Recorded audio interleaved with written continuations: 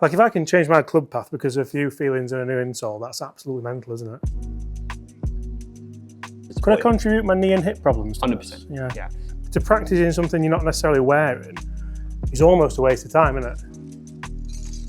Yeah. If we're doing that, we're now starting to get some tension and some coiling and some structure. So it's nothing like, what was it, Clark's? You used to go to school shoes. So guys, you may have recently seen we've now partnered with Under Armour. I'm mega excited about this, and today we're down at Stoke Park at the Under Armour Performance Centre and the Shoe Optimisation Centre. We are joined by Chris. Chris, how you doing, Chris? You okay? Good, something good. Chris, so footwear in golf, it's not just fashion anymore.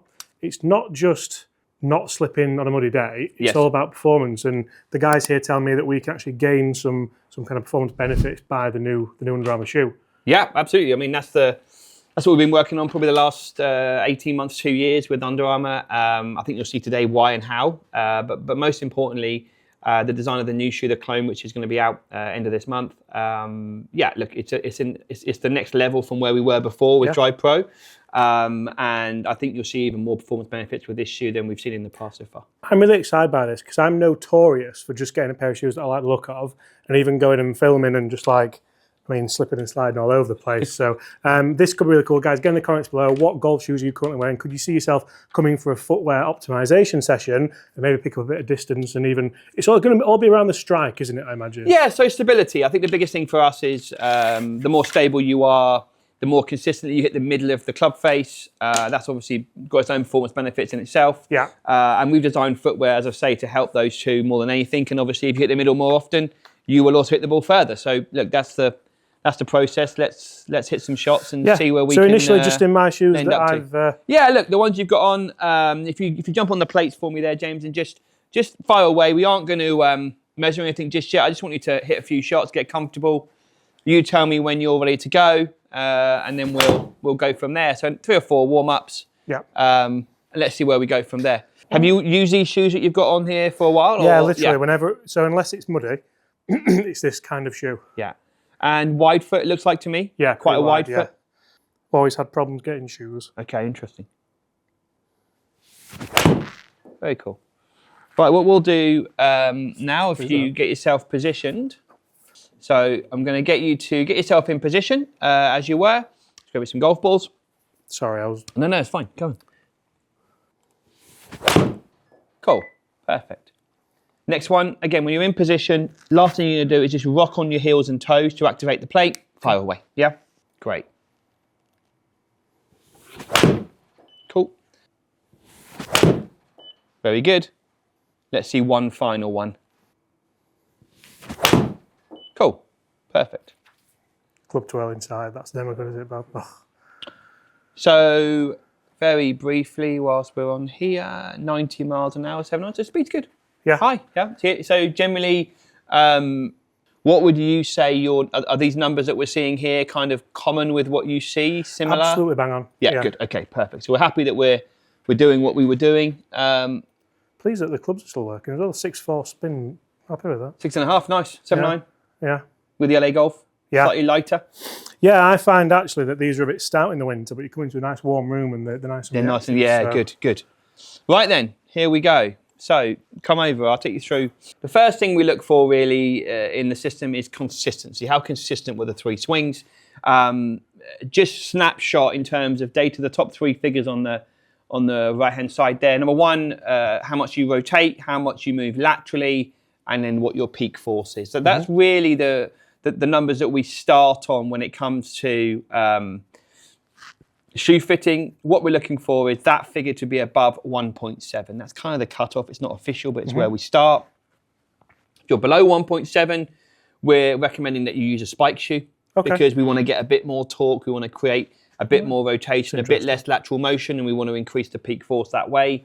If you're above 1.7, you can use either, frankly, and it depends on conditions. It depends on maybe your preference. It depends on where you play your golf majority of the time, or you might have both and decide day by day how you're going on. So what the shoe was like. Yeah, so interestingly, you get a lot of force. Assuming it's a spikeless shoe, doing pretty well. Again, you can see through these. your data is pretty consistent. The last one being, I think, the best shot of the 3. Yeah. So we'll kind of look a little bit at that one. So what we see as you make your backswing here, you can see as you start to move back, what happens with a lot of people who are hitting right to left shots. What we'll see is they move to the front of the left foot and to the back of the right heel. That's kind of the movement front to back. And then from a lateral motion, we would like to see no more than 70 into the right side, ideally. So you're staying in the center. You can see on this particular move, you do move quite laterally at the beginning. And what happens when you move laterally at the beginning, it just stops you getting into your heel. So I would imagine, you can probably quote me on this, but you're working a bit on your takeaway at the moment. Trying to, yeah. So you can see what happens here. When you won't make any movement without applying a force. That's the nature of the game. So what happens is, in order for you to keep that club in front of you in the backswing, you actually apply force in the back of the left heel and the front of the right toe.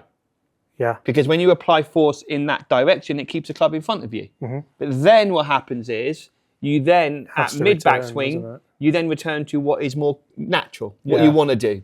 So then as you get to the top now, you can see you've actually produced a pretty good backswing.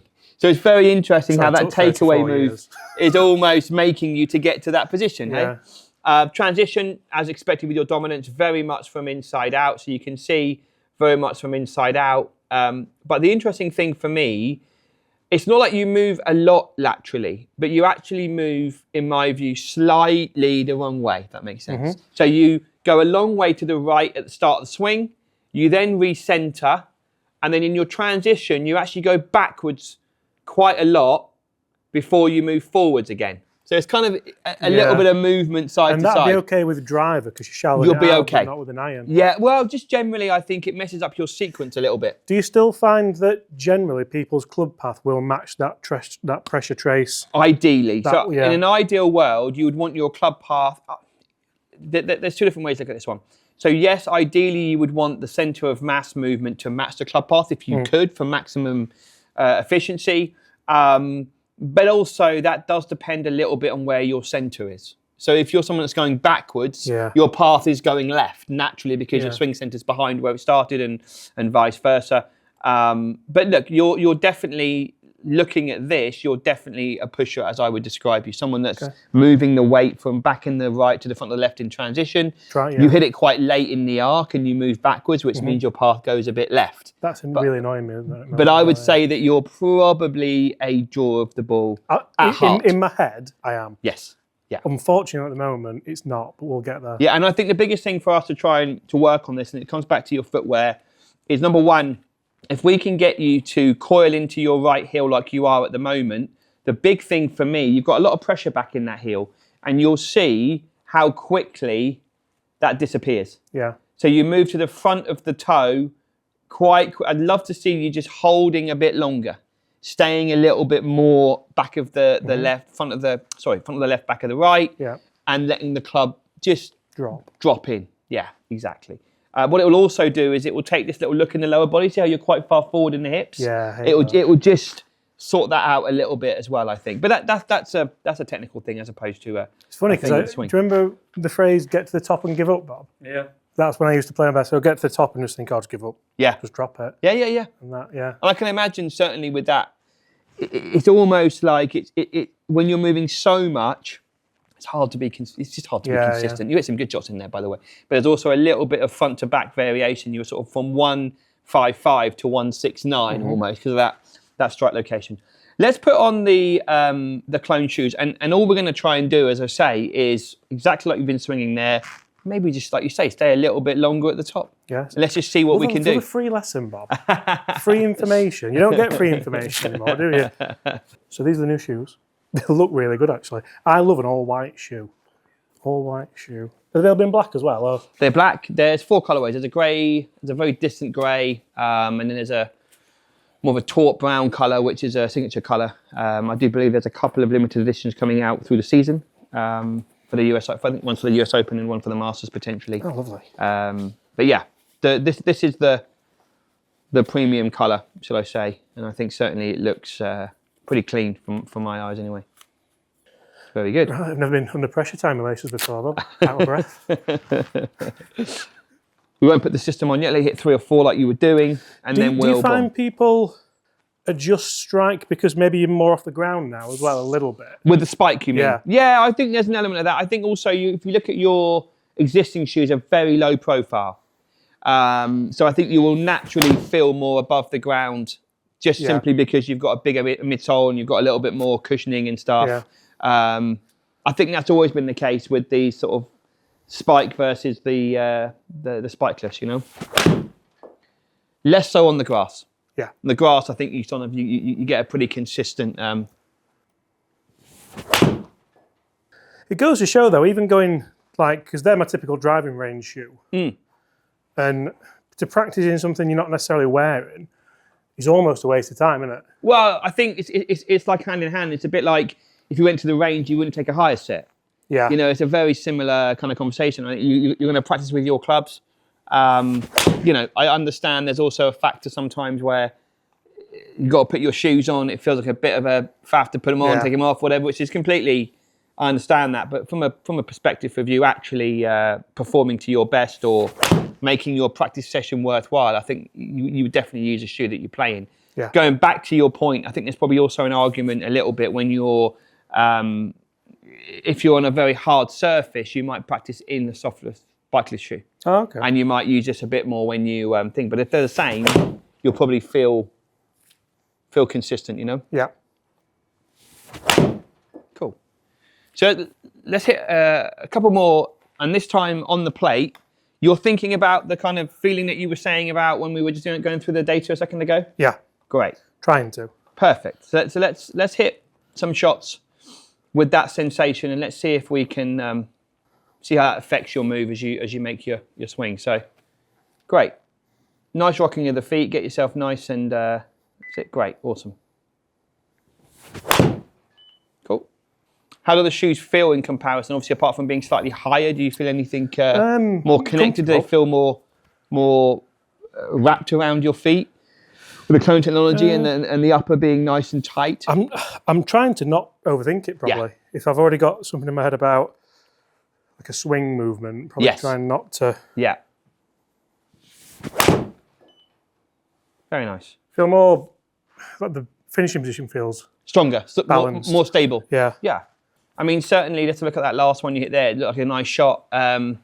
It's kind of interesting, you know, because when you look at some of the earlier shots, if I was being critical of some of those swings, I'd say there's almost over-rotation. Almost where there's not actually any coiling by the point of it just rotate, and there's not actually any strength. And that's because I'm aware that visually it's a short swing, so you're thinking, oh, trying to get as much as you can. Yeah, exactly. So when you sort of look at that early, you're talking kind of over 4 times. The nice thing in these two swings is you can see it's a bit tighter. So you're looking at 3 to 1, which means we should see a little bit more resistance in that backswing. We should see maybe not quite as much drifting, which is good.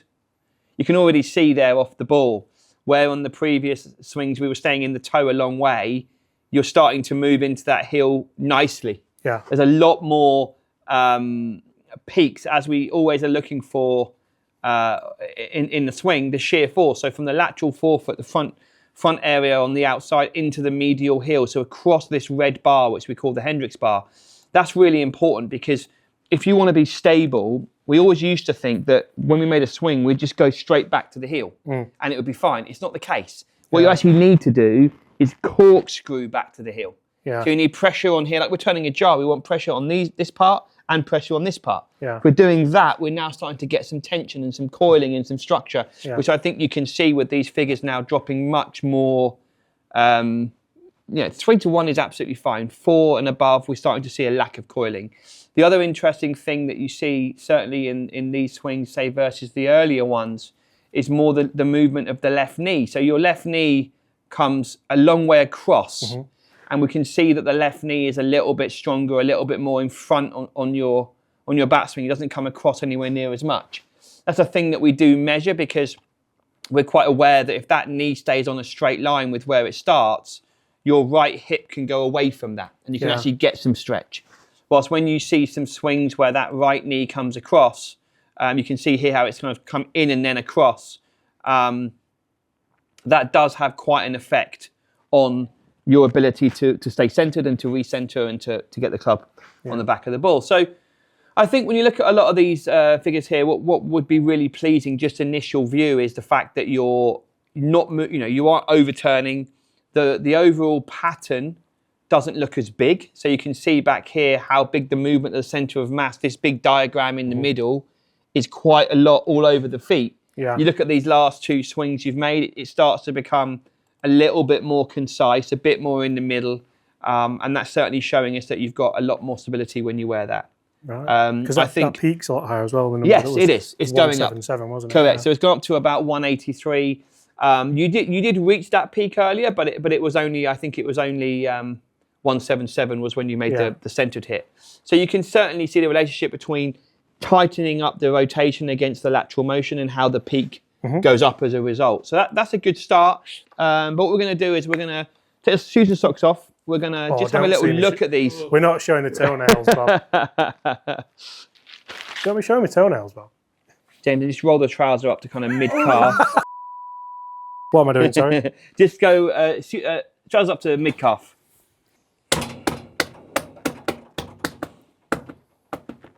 So it's nothing like, what was it, Clark's? You used to go to school shoes. A little bit different on there for me. Take a seat. Can I stand on the... Absolutely, stand on that, no issue at all. And then get yourself in. That's it, you're all good. You're all good. Right, let me get the heel back into position. So 44 and a half. If you stand up for me, see how when you stand up, the feet roll in? Yeah. And the toe gets longer. Yeah. So that's what you're kind of generally feeling when you wear your shoe. What we're going to do is get your foot up into this kind of position. Right. So it'll be nice and neutral at the back. Yeah. Neutral in the subtalar joint. What will happen now, if you wiggle your toes, see how you can move them all quite comfortably. Yeah. If I let you roll in again, now it's harder. Yeah. So we want you to be nice and free to be able to move and to be able to think. Same on this one. Yeah. So take a seat for me. Put your feet onto the side. We're gonna put these feet in position. We're gonna mold them A1 so that you've got a nice neutral position for your foot. Again, when you sit there, that's neutral. It's only when it's weight bearing does it kind of roll in. So that's what you want to be able to do as best we can, or get as close to that position as we can. I have actually struggled with big toe pain in the past. You know, on my right foot. When I hit a lot of golf balls, yeah. That would be a big issue, yeah. 100%. Because you can't move, so all the strain comes here. It's not well balanced. Can't shift, Bob.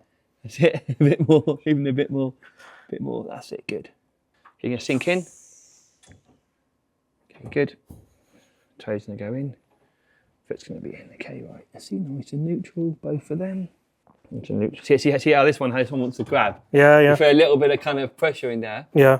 And that's a big thing because it's kind of very much rolled in, so we can get that arch support for you. You'll see a nice kind of wide fit, generally speaking, as we were talking about, but you've got a nice heel pad in here, big arch. So a big arch support coming in, nice and level at the front part, so we've got a nice arch in, but level in the midfoot. And how much does this help with performance, and how much does it help with people walking a golf course? Both. Massively. I mean, if you're looking at it from a straight up position, walking a golf course, 100%, walking in general. Yeah. With golf, what you find... Should I have these in my everyday shoes then? 100%. Yeah. 100%. I always rip Foxy for having insoles in. Yeah.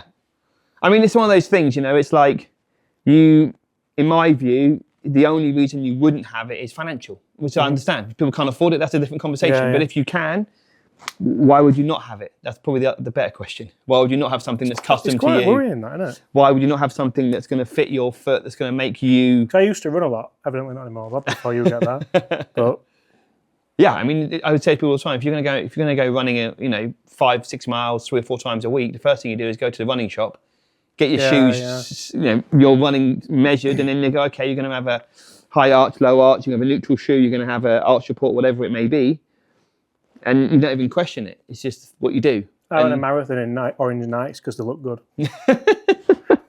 That's worrying, isn't it? It is. But yeah, no, 100%. And from a golf perspective, the main thing that we see is if you do have flat feet, as we were talking about the knee movement, if you're very flat-footed, your knees are going to work inwards. Yeah, they're going to work. Whilst if you can get your foot nice and neutral, and often people compensate by going a bit more penguin feet at address, they can get their knees out. But ultimately, from a neutral position, if you've got a neutral foot, it's much easier to separate your left knee from your right hip or your right shoulder or whatever you're focusing on for your coiling action, you know. So yeah, in short, it's going to help both But I think most importantly, you know, you should have them. But if you Can anyone can, book in here? yes, 100%. Yeah. Anyone that's local and wants to come down, shoe fitting, optimization, same as we're doing today, we do a lot of them. Yeah. Yourself booked in, Bob. Absolutely. And often when guys come for, or girls come for the insoles, they often ask, can I do my trainers as well? Can I do my work shoes? Can I? Because it's like, you know, it makes sense to be in the same place every time, whatever shoe you put on your foot. Oh, so that's made the insoles there. So this is heating them up. And what we're now going to do is we're going to put them on. You're going to stand in them like a paperweight against the mold that we've already created. And yeah, we're going to get a nice... Big paperweight, Bob, isn't it? Here we go.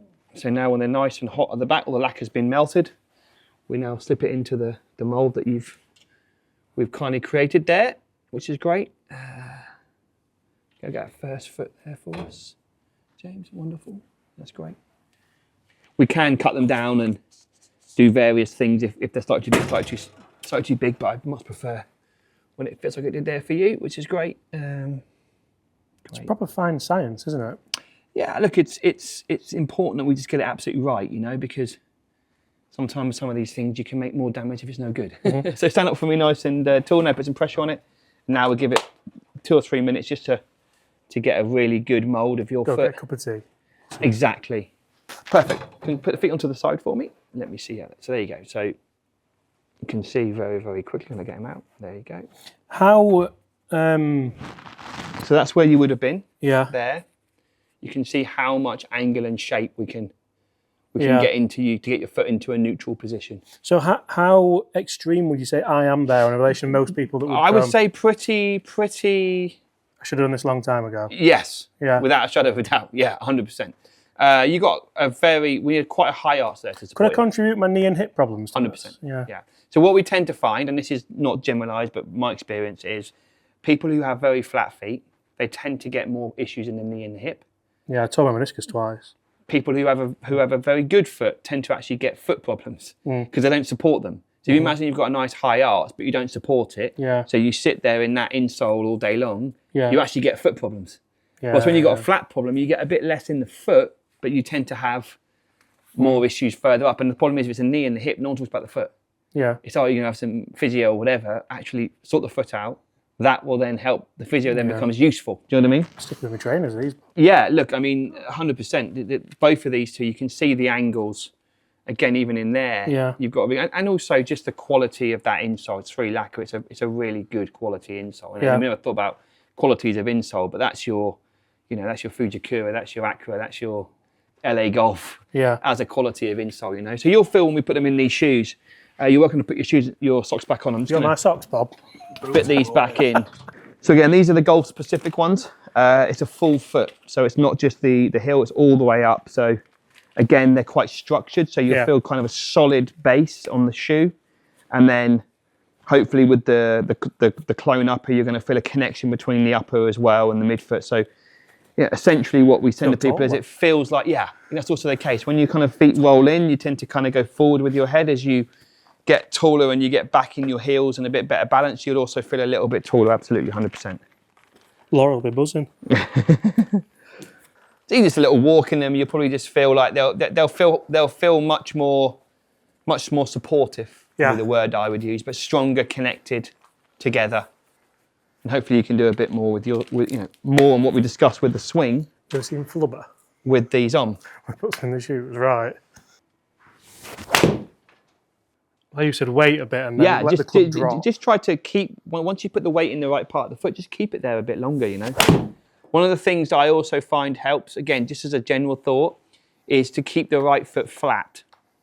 Okay. So, when you're coming down, and once you've got that coil into it, if you just keep the right foot flat, I think it just helps you to retain that torque a little bit longer, Yeah. Like that. That was nice. Pulled it, but it was better. But you can see the speed was there. Yeah. There was a little bit more arm speed and club speed because you just slowed the body down a bit in transition, it wasn't quite as quick. Definitely, the club released more anyway, put it that way. Good. Very nice. Really nice. And that feeling of the follow through being all over the place has gone actually. Yeah, and I think, as you say, the more that you can coil in the backswing, the more you stay centered, the less you move side to side, the more the right foot stays flat, all of the above. you should start to sense that you can hit it more in the middle, which is Yeah. what we've always been kind of advocating from the beginning. I mean, that last one you've hit there, 92.5 drop head speed wise. So what have we picked up from the plimsolls I was hitting before? About 2 mile an hour? Yeah, 3 about mile 2.5, yeah. Yeah, you were about 90, just get up to 90 before. We can see now 92.5. I think more importantly, if you actually look at the last few here, and certainly as we've been going through this, we've started to centre the strike up, which is the big thing. You can see earlier on it was quite significantly in the heel.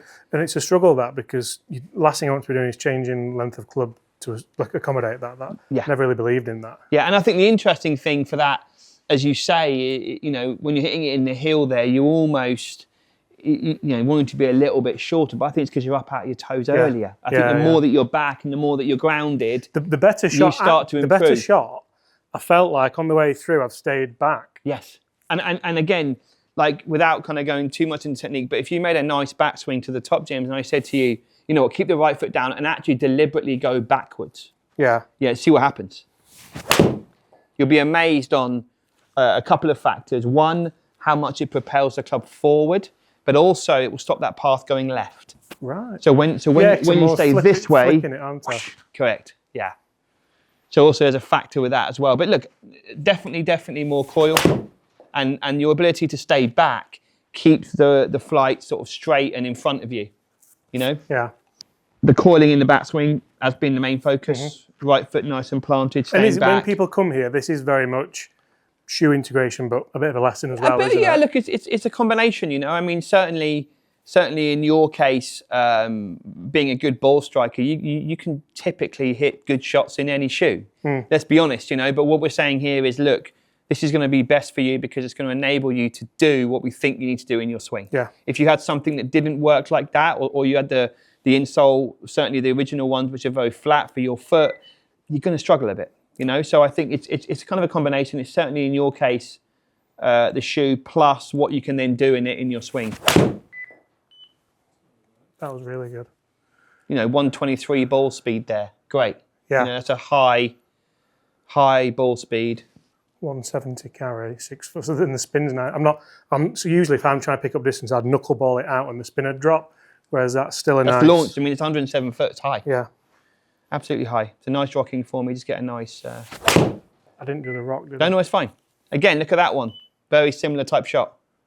It's got exactly the same distance. Yeah, consistent. And again, I think you'll probably find those last two, if we look at them, there's also likely to be a very consistent strike location. But again, I think, you know, this is a big factor.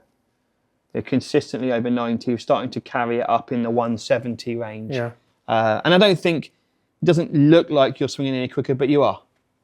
You're more balanced. I'm not trying. Arguably, it looks like you're more balanced. When I look at it visually, I'm seeing better balance with that speed, not kind of out of control, you know? Very good. 122 again on there, very straight.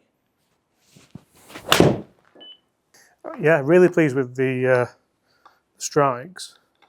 Again, it's sort of everything we were saying about the swing and things. I mean, what you're talking about the strikes, with the way that the shoe's designed, stability, as we talked about, is a big thing. We're hopefully going to see a little bit less of that lateral on this one, on the system, and then that will kind of correlate with what we're seeing on the TrackMan data. So, combination of both.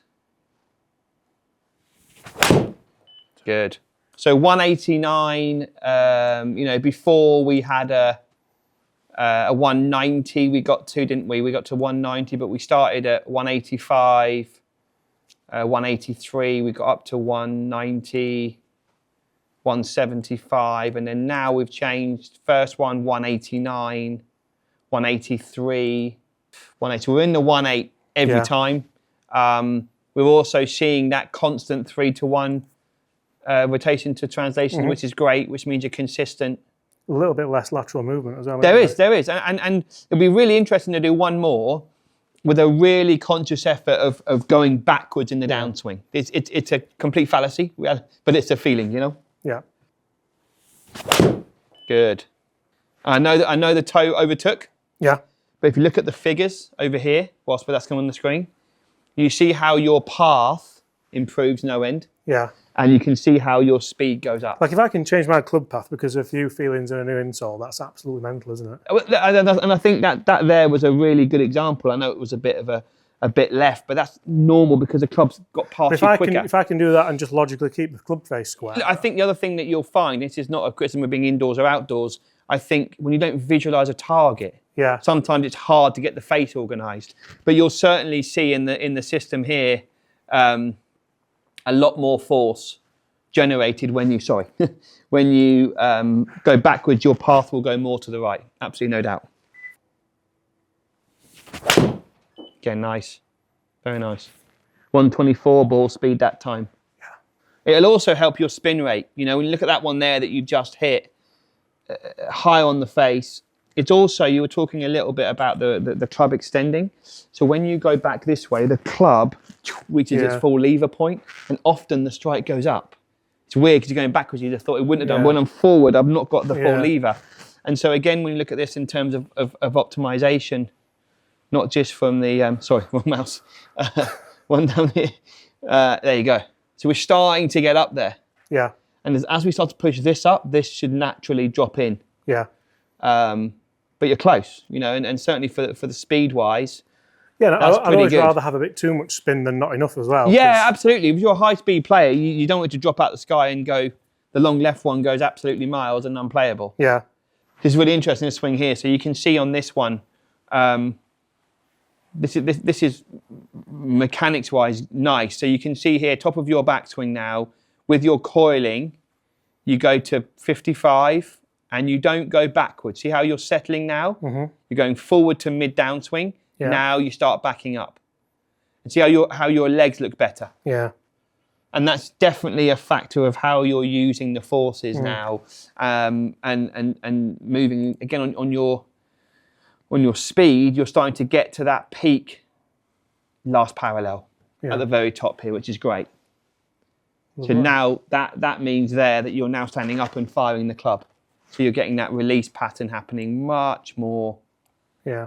You know, and a nice vertical move there through the shot. So yeah, sequencing, very good. Really good. So I think, you know, look, a few factors definitely. I think there's an element of you know, the shoe helping, the shoe connected with your technique. Even the comfort of walking around though. It's like going to the PGA show next week. Is that put these in those other shoes? Yeah. Because walking around at exhibition centre all day. If you're spending on your feet all day, you need some support. Yeah. 100%. Probably need some support. Honestly, you do nothing. I think that's it, isn't it? Really good. Look, really good. Lovely to meet you. Yeah, thank you so much. Best of luck. Enjoy the show. Guys, that's hopefully a couple of miles an hour gain, some consistency gain, and some height gain. So really, people who say you can't have everything are lying. What a day. There you go. Thank you very much. No, good luck, James. I want it one more for fun. And again, the path that time to the right point too. Oh, Bob, we've got a path to the right. Stop it.